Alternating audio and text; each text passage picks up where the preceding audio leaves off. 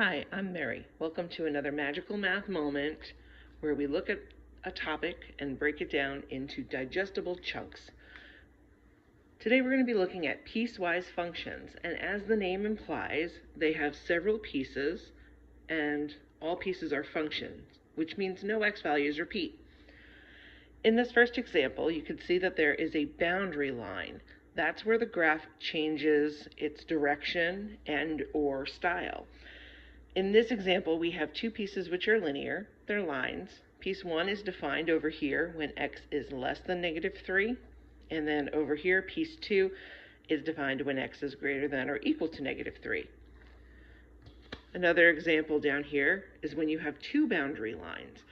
So you can see that the graph changes when x is -2 and when x is 3. This first piece is doing something kind of weird. I'm not sure what it is. Maybe it's quadratic. But you can see it's defined when x is less than or equal to -2.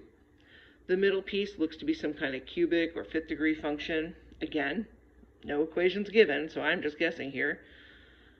Open on the one end, which means it is not defined when x is -2, but it picks up on the other side of it all the way till when x is 3. The third piece is defined when x is greater than 3. Since the second function is shaded in here, that means that it is included on this boundary line. The third piece is not. And again, that's a linear function. So I've got two examples we're going to work together today. The first has two linear, and then the second has a surprise.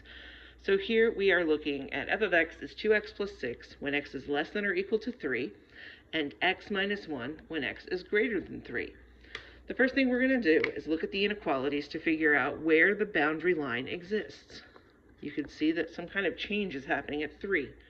So if we go over to 1, 2, 3, positive x value, and make a boundary line. I like to do this with highlighter. That's our first step with this thing. Next, we're going to look at 2x plus 6. You all remember from mx plus b that the y-intercept is 6 and that the slope is 2. 1, 2, 3, 4, 5, 6. My cat is meowing in the background. She wants to be involved. She may jump on the counter and get involved. Who knows? Yeah, up 2 over 1, up 2 over 1, up 2 over 1. Since this function is defined only when x is less than or equal to 3, so that would be over on this side, we're going to go ahead and stop up here. I always like to continue my graphs down to the x-axis. I'm sketching this without a ruler, so hopefully it looks like a nice pretty line.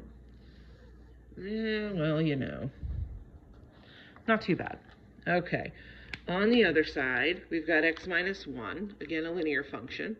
So we're going to start at -1.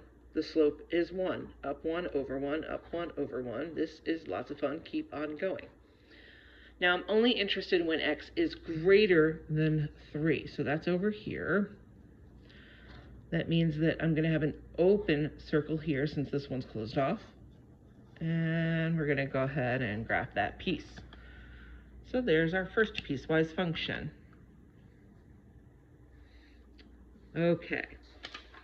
I promised you a treat. Oh my goodness, what is happening here? We can see from the inequalities over here that we have something happening at -1 and also +2. So we have two boundary lines this time. Our first function, take a look at it. Do you know what that is? Yeah, it's quadratic. In the middle, there's no variable, which means that we have a horizontal line happening. And the end, again, we have a linear. So let's sketch this beautiful thing. I should have done my axes first for y'all. All right, x, y. Okay, so we're going to go over to -1. And we're going to go over to 2. Okay. We're going to start over here with this thing, quadratic. Now you may remember a times x minus h, the quantity squared, plus k. And if you don't remember that, I'm going to have other videos up soon too, so I'll be talking about quadratics in there. Our a value is -1, which means it opens down. Our vertex in this case HK, is -1, 5. Remember that whenever you've got any kind of grouping symbol with math, it's always the opposite of what you'd think. So I'm going to go over to -1 and up 5. 1, 2, 3, 4, 5. Now, in this piecewise function, this quadratic function is defined when x is less than -1. So that means I'm going to have an open circle up here. I'm going to go ahead and follow the pattern of -1, which is down 1 over 1. Normally we do this in both directions, but I don't really care about what's going on the right side here. Down 3 over 1, and then down 5. 1, 2, 3, 4, 5 over 1. So that is our first piece. Ooh, not bad for a quick sketch over here. Let's make swetch a thing. Quick sketch. Next, we have g of x is 3. That's going to happen between -1 and 2. So I'm going to go up to 1, 2, 3. So I know it's in between these two. X is greater than or equal to -1. So we're going to have this closed in. Here, x is less than 2. Open there. That's that piece there. Not too bad. Finally, we've got the linear one at 1/2 x minus 2. So we're going to go down to -2, up 1 over 2, up 1 over 2, up 1 over 2. You are very chatty this morning. Since this is defined when x is greater than or equal to 2, we're going to go ahead and fill in this circle. I filled it in on the wrong spot, didn't I? No, I didn't. Up 1 over 2, up 1 over 2, up 1 over 2. Yeah, we're good.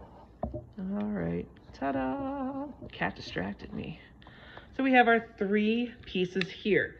Now, if it helps you, I always think it's nice to label these boundaries.